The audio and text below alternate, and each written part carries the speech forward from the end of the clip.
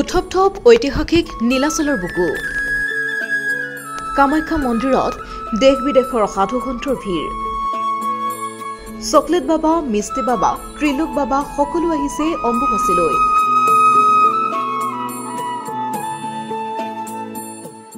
সাধু সন্তৰ পৰা আদি কৰি দেশী বিদেশী পৰ্যটক তথা ভক্তপ্ৰাণ ৰাইজে ভিৰ কৰিছে মা কামাখ্যা দেৱালয়ত আহিছে বিভিন্ন বেশভূষাৰে বাবাসকল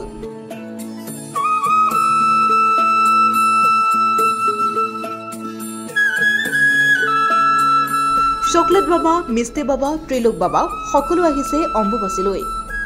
উল্লেখ্য যে 22 জুনৰ দুপৰীয়া 2:56 প্ৰবৃত্তিৰ লগে লগে মা কামাখ্যাৰ দুৱাৰ বন্ধ হৈ পৰিল 26 জুনত নিবৃত্তিৰ পিছতে ভক্তৰ বাবে খোল খাব মা কামাখ্যাৰ দুৱাৰ প্ৰকৃত পুৰাণ অনুসৰি মা কামাখ্যা এই সময়ত ৰজস্বলা হয় এই সময়ত ভক্তসকলে উপবাসে থাকি আৰাধনা কৰিলে দেৱীৰ আশীষ লাভ কৰে দুখ দুৰ্দশা মোচন হোৱাৰ লগতে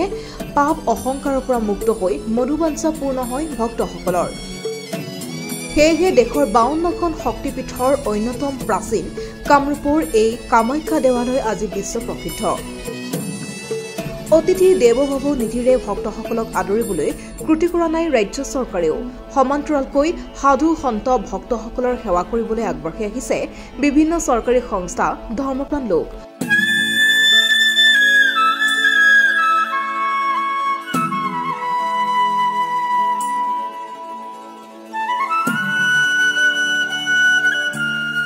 ভক্তসকলৰ বাবে আগবঢ়াইছে খাদ্য সামগ্ৰী পানী বটল লঘু আহাৰৰ টোপোলা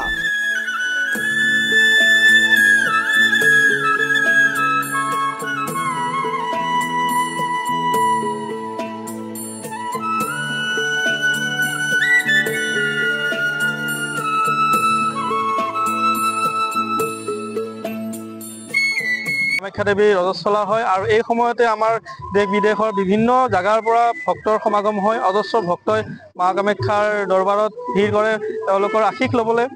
আৰু এই আমি অসমীয়া জাতি হিচাপে আমাৰ যিটো অতিথিপৰায়ণ যিটো আমাৰ